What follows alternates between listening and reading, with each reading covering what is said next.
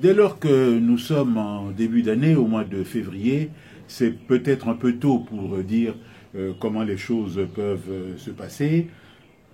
On peut penser que ça ne reste pas dans l'histoire, comme c'est le cas, par exemple, je pense, au Congo-Brazzaville, où 2016, c'est-à-dire le référendum organisé par à l'initiative du président Denis Sassou Nguesso a donné lieu à un résultat qui est trop avantageux pour le président Denis Sassou Nguesso pour qu'on pense que les élections ont été crédibles et légitimes.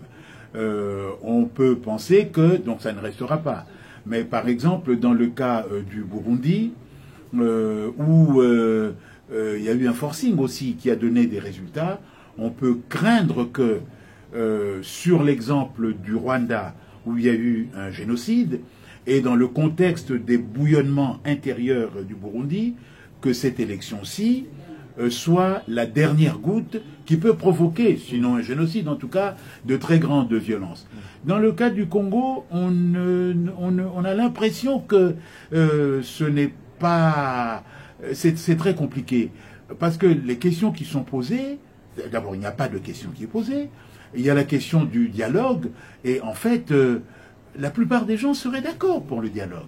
Seulement, on dit comme dans une famille, quand une famille se réunit pour le dialogue, c'est souvent sur des questions précises.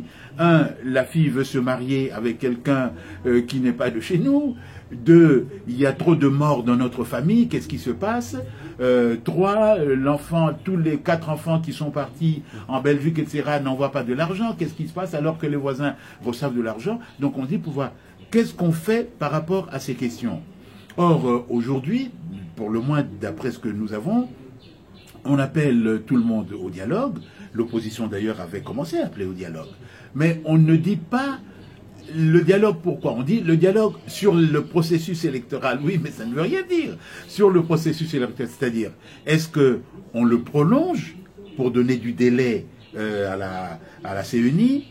Mais quelles sont les questions qu'on doit résoudre dans ce délai pour qu'on sache si c'est 6 mois, 1 an, 2 ans, etc. Et on se met d'accord sur ce délai. Et on s'entend sur le fait que, on s'entend, on ne s'entend pas, que ce délai, on ne peut pas le prolonger, ou qu'on peut le prolonger. Il faut que tout ce calendrier soit très très clair.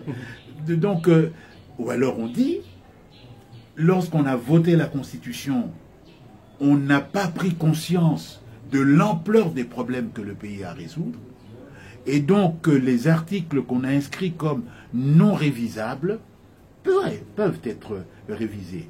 Et dans ces conditions, nous faisons le dialogue pour décider, non pas de violer la Constitution en prolongeant les mandats, mais de décider qu'on fait réviser la Constitution.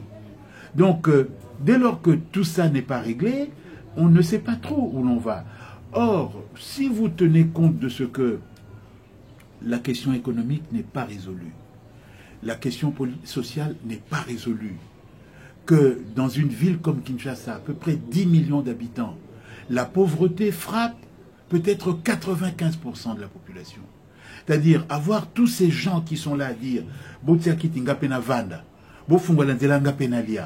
c'est que, on l'a vu déjà l'année dernière, en janvier, les gens pillent en disant il y en a marre, l'opposition, la majorité, c'est tous pareil, ben nous, on va aller là où il y a des biens et on va les prendre. Donc le Congo risquerait de tomber, d'où le problème de l'histoire, dans le scénario des pillages des années 90. Où c'est vrai, les plus anciens se souviennent, on était en dialogue. Mais on dialoguait sans voir, on n'avançait pas, et personne n'a compris que les gens en avaient assez, et il y a eu des pillages qui font reculer le Congo de plusieurs dizaines d'années en retard. En 91-93, en 91 plutôt, le Congo était sur le chemin des pays qu'on appelle aujourd'hui émergents. Parce que beaucoup d'entrepreneurs avaient choisi le Congo comme lieu où on placerait des chaînes de montage, les entreprises de base, et c'était une base pour laquelle on pouvait, comme le Maroc, comme la Tunisie, comme l'Afrique du Sud à un moment donné, aller de l'avant. General Motors c'était ici, c'est quand même l'un des grands constructeurs automobiles. Donc ça veut dire qu'aujourd'hui, on serait peut-être en train de monter des véhicules de ce genre. Dès lors que les questions étant mal posées, les gens ne comprenant pas, on fait tous ces micmacs, les gens ont l'impression qu'on les roule dans la farine, et un peuple qui a cette conscience qu'on se moque de lui, on ne sait pas ce qu'il est capable.